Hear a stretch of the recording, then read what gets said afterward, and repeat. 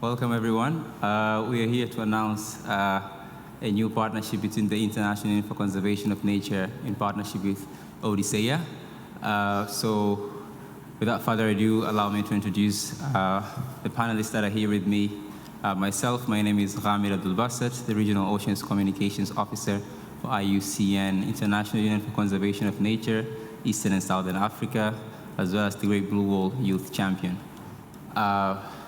To my right is Mr. Joseph Olila, who is the International Union for Conservation of Nature Tanzania Program Manager for Coastal and Ocean Resilience. After Mr. Joseph, next to him is Ms. Gina Bourne, Chargée de Mission, responsible for Environment and Climate Change Affairs at the Indian Ocean Commission. After Ms. Gina Bourne is actually Dr. Salim Hamza, who is the officer in charge, Ministry of Blue Economy and Fisheries, Zanzibar, based in Pemba Island. So welcome, everyone. We are here to announce, as I say, the new partnership between the International Union for Conservation of Nature and the ODISEA expedition. So basically, this joint expedition will help strengthen the IUCN's Great Blue Wall Initiative, which is basically a network of conserved ecosystems that help shelter communities from the impacts of climate change. Where is it happening? The locations are initially confirmed as actually the Western Indian Ocean part, including Madagascar, Comoros, Mozambique, Tanzania, and the Seychelles, and probably to expand, but specifically these are the current countries that are actually being focused upon. What is actually our why? Specifically, this is the aim is to explore the network of the Western Indian Ocean seascapes through science, community-based storytelling and leadership, as well as empowering the local communities. What is our why? Allow me to introduce to you and give the mic to my first speaker, who is Mr. Joseph Olila, the IUCN Tanzania Country Program Manager for Coastal and Ocean Resilience. Welcome, Joseph. Good morning, ladies and gentlemen. Thank you so much, Gamid. So to answer the question about the why, within the Tanga-Pemba seascape and within the coastline of East Africa, and of course the wider Western Indian Ocean region, over the years it's become very apparent that climate impacts are really increasing. Climate resilience, especially at local level, at community level, has become something that is adversely impacting the lives of many people as well as ecosystems within the Western Indian Ocean region, and particularly in Tanzania. And for instance, this year alone, we've had two extreme climate events, two cyclones that have greatly affected our communities along the coastline of Tanzania, as well as the neighboring countries. We lost lives. We lost a lot of productive days in terms of, the blue economy itself. In terms of infrastructure, we've really been affected. Our communities have been affected. Our economy has been affected. So simply, action needs to be taken, and we need to take action now. It is not something that is optional. It's not a luxury for us. Our communities are really being affected. Our countries are being affected. Our ecosystems and our biodiversity is being affected by climate impacts. So I'll leave it at that, but I'm happy to also announce at the end of this conversation an initiative that we want to launch early next year. It's called the Regenerative Ocean Week. It will happen in Tanzania, particularly Dar es Salaam, in February of 2025. I'll speak a little bit more about that, but let me give the floor to my colleague to also give the remarks. Thank you, Gamid. Thank you, Mr. Joseph. Next to our, to actually Joseph's left is Ms. Gina Bourne, who's Chargée de Mission, responsible for the Environment and Climate Change Affairs in the Indian Ocean Commission. So, Ms. Gina Bourne, can you please elaborate to us about the policy nexus on climate change and the ocean, and also your perspective about the expedition? Thank you so much. Thank you very much. Good morning, everyone.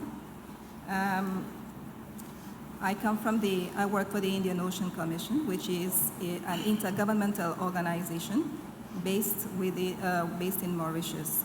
And our member states are basically the island states, Mauritius, Comoros, Madagascar, Seychelles, and we also work with the island of Réunion, which is a outermost department of France. What is important for us in this conference is the fact that the Western Indian Ocean, as many of you would know, is one of the most vulnerable areas prone to climate change. Every year, the region knows between 5 to 8 cyclones, and as we are speaking right now, there is a cyclone developing within the region. So countries need to get prepared, and this is not going to change overnight. It's going to be happening all the time, and we need to understand. We cannot understand climate change if we do not understand the ocean parameters, because the ocean regulates the climate, and we also need to understand that the ocean serves as the basis for the food security for most of our countries, and it is also the mainstay of the economy in terms of fisheries and also for tourism. So it is very important for us, for island states especially, to have the essential scientific data, the information that can help them in designing their policies, and in also looking into how best they can conserve the marine environment that is very essential for the ecosystem and very essential for food security and for livelihood. And we believe as well from the Indian Ocean Commission that the countries, although we are very close to the sea, but we know very little about what is happening in the ocean. And we are hoping that this expedition would be in a position to provide some vital data, some vital information that would be useful for the country, not only in terms of climate or biodiversity, but also on the pollution which is happening within the region. This is not necessarily linked to the, we may talk about the plastic pollution, which is something which all the countries are working on at the moment, and also in relation to the toxic and chemical waste. The drifts that we are seeing in the ocean is very important, and we are hoping that this campaign will be able to provide us with some of the insights of what is happening within the ocean to better inform policies. Thank you. Thank you, Ms. Jinabon. Moving forward to Dr. Hamza, who is the officer in charge for the Ministry of Economy and Fisheries in Zanzibar. Speaking of fisheries, so sustainable fisheries and how the Great Blue Whale Initiative, together with the expedition, how will it be helping in the conservation and sustainable management perspective, especially within the island? Welcome. Thank you very much. Good morning, everyone. As I've been introduced, my name is Salim Hamza from the Ministry of Economy and Fisheries in Zanzibar. As the moderator has explained here, that one of the key issues of the Zanzibar now is we are promoting what we call the Blue Economy Initiative, or Blue Economy Agenda. So when we talk about the Blue Economy Agenda, we have to focus on what is sustainability of our oceans. So when you talk about the sustainability of the oceans, there's a much issue that has been taken into consideration, especially when we deal about the community. As you know, the Zanzibar is least developing countries, so the most of peoples who are living there are living the coastal regions, but depend much on the coastal regions. So one of the key factors that we are dealing in the blue economy is to deal with promoting what we call the aquaculture. And aquaculture is the most focusing on the seaweed perspective, of which about 80% of the people who are engaging with aquaculture are the women. So that when we talk about the women now, it's there that we'd have to deal with all issues that are concerning with the women. As now I'm speaking here, the seaweed seedlings in Zanzibar has most all 31 years now. So from that 31 years, now we're experiencing a lot of diseases which are focusing on the issue of seaweeds. So one of the challenges that we are focusing now is to deal on the climate impact concerning the seaweed, because the seaweed that we have now is outdated seedlings, so that we need the scientific data to make sure that, and the scientific information that can make sure that this kind of seedlings can be maybe upgraded. For example, you need to have what we call tissue culture or whatever.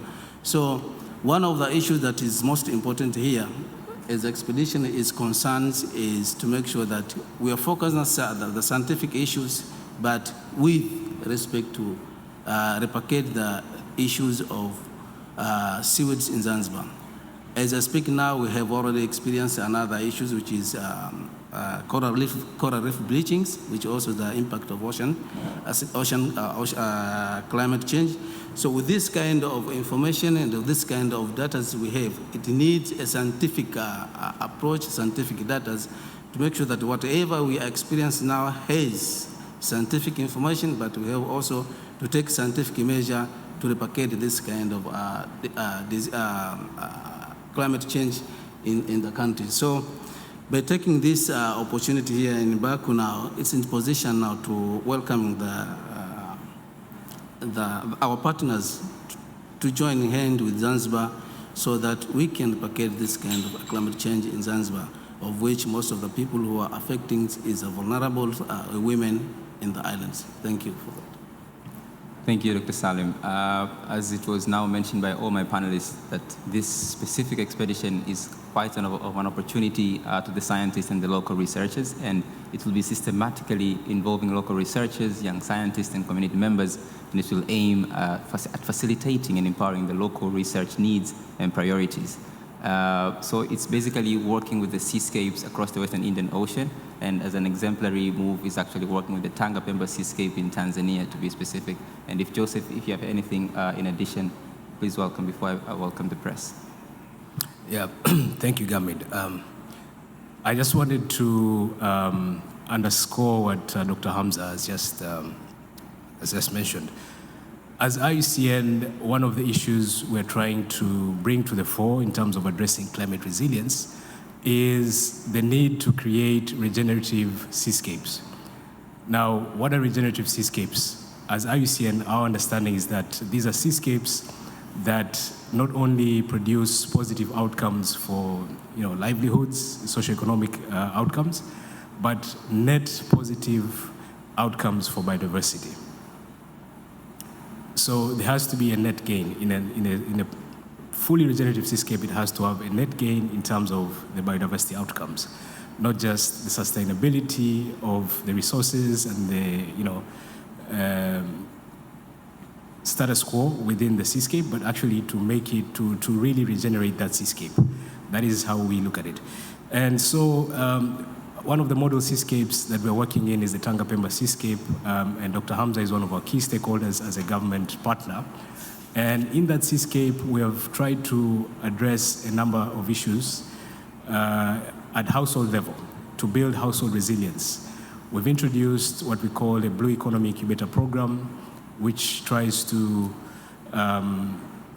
support ocean ventures, community ocean ventures that work in different value chains. For example, seaweed, as Dr. Hamza has mentioned, seaweed, sea cucumber farming, fish farming, crab fattening, and so on. The idea being we're bringing this diversification at household level. We're also introducing conservation goals to these businesses to make sure that they're more resilient as a household, as a community, but that the biodiversity and the ecosystems in the area are actually also regenerating. So another issue that we've tried to work on in the seascape is on restoration. We're looking at, as Dr. Hamza has mentioned, what is the science behind restoration? What species can we, backed by science, what species of mangroves, for example, can we restore in that area? And how can we really engage communities and decentralize the process of restoration to communities, specifically critical elements like monitoring, because restoration goes hand in hand with monitoring, long-term monitoring, as well as adaptive management practices at local level. So that is really, broadly speaking, something that we need to look at, not just in the seascape, but across the seascapes in the Western Indian Ocean, and hopefully across the globe as well. That is what the Great Blue Wall Initiative is really about. Thank you, Gambit. Thank you, Joseph. And so to speak, I now welcome questions from the audience.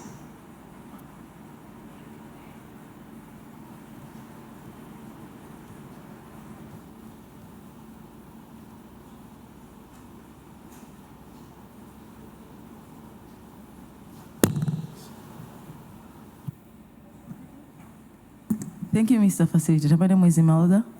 I'm coming from Tanzania. I'm working with the Minister of Livestock and Fisheries. And my question is to Joseph, that he has just explained a lot of the initiatives that's going on, working with the communities to ensure that we have the resilience community, the coast communities. My question is that how is that program is linked to the government initiatives to ensure that the government provide a transformative policy guidance that will ensure the sustainability of the all activities that has undertaken along the coast community? The floor is yours, Joseph. Thank you, Melda, for that question. Indeed, as IUCN, we recognized early on, as you know, we're a membership-based organization, that our strength is in numbers, our strength is in partnership with government and government institutions. And that is partly the reason why you have Dr. Hamza on this panel, because we co-develop and co-design all these initiatives with the government and other stakeholders, and they're fully embedded in the process of implementing these activities. Like I mentioned, the Blue Economy Incubator Program, Dr. Hamza can actually even explain it better than I do, because he was involved earlier than I was in that initiative. This initiative is now 3 years old. And we do this because, as you've said, we want to ensure that this is aligned to government priorities, to government national policies, and that there's sustainability beyond the projects that we're implementing. You know, projects tend to have a finite lifetime.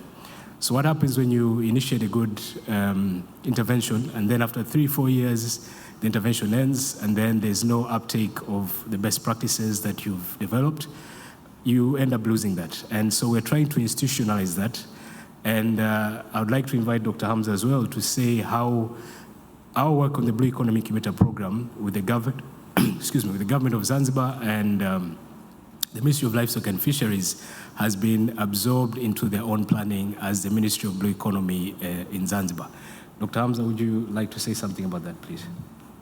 Thank you, Joseph, for the interventions. Actually, what I understand concerning the IUCN project in Tanzania, especially in Tanga's Pemba Seascape, is we as a government, we are much involved in the whole issues of the project, especially on the resilience, but also the community livelihood. As he said that we started with the Blue Economy Incubators, of which at the moment we have already helped about 18 groups of the Blue Economies, the Blue Economy entrepreneurs, for those who are engaging in the Blue Economy activities, from the seaweed production up to the restoration of the mangroves. So, and from each of this group has been equipped or have been helped with a seed list or seed fund of about Tanzania shilling 32 million in sequential order, so that this is helping us as a government to make sure that not only activities that the government are doing, there is some sort of others donors who can help the activity of the government. As you are aware that in Zanzibar, but in Tanzania we have developed what we call the Blue Economy policies as well as the Blue Economy strategies. For this kind of policy and the strategies, we invited this kind of people who are coming in Zanzibar, but as well as in Tanzania, to make sure that they are incorporated with what is government anticipated to do so.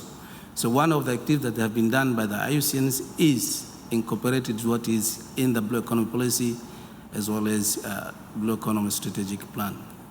Thank you for that. Thank you for the question. Thank you, Mr. Joseph. Thank you, Dr. Salim Hamza, for the insights as well.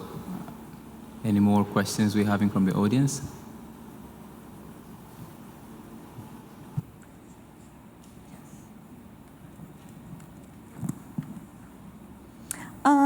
Hi, I was just wondering, how are these Blue Economy projects being funded? Is it mostly governmental funding or other organizations?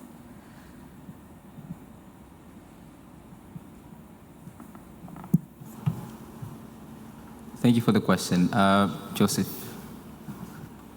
Thank you. Our funding is really not from government, and we attract funding from multilaterals and even private corporations, private sector partners. For instance, right now we have a partnership with Coca-Cola. We have a partnership with Coca-Cola to implement a project on marine plastics in Zanzibar. So we have a mix of private corporations as well as multilateral funding that comes into our initiatives. Thank you. Thank you, Joseph, for the insights. So since we are, okay. Yeah, please, welcome.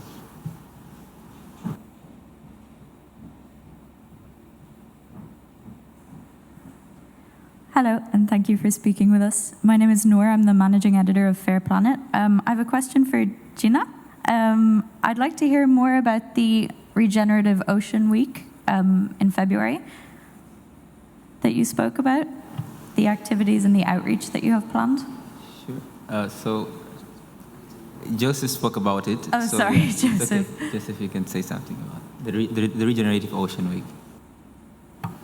Yeah, thank you. The Regenerative Ocean Week is an initiative that IUCN, in partnership with GIZ and other partners, are trying to initiate. And the objective really is to bring science, the connection between science to policy to business. So we call it SBI. How do we link the science to our business and then to our policy? And we want to bring to this platform different stakeholders, researchers, private sector partners, governments, NGOs, and of course academia and the media, to really see how we can move the needle from the science and then to the innovation, and then actually applying that as a solution to the different ocean governance challenges we're facing within the Western Indian Ocean region. So that is really the objective of this initiative. It's a science to policy to business initiative. It will be held from February 25th in Dar es Salaam, Tanzania, East Africa.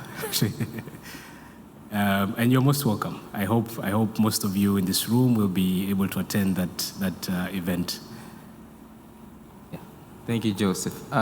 So as we speak, just as an example, the vessel is currently in Madagascar engaging with local researchers and scientists to co-design research programs and meet their needs. So to the audience and to my panelists, I thank you so much for joining this press conference for awareness about the partnership that we have, IUCN in partnership with ODISEA for the Great Blue Expedition. Thank you so much.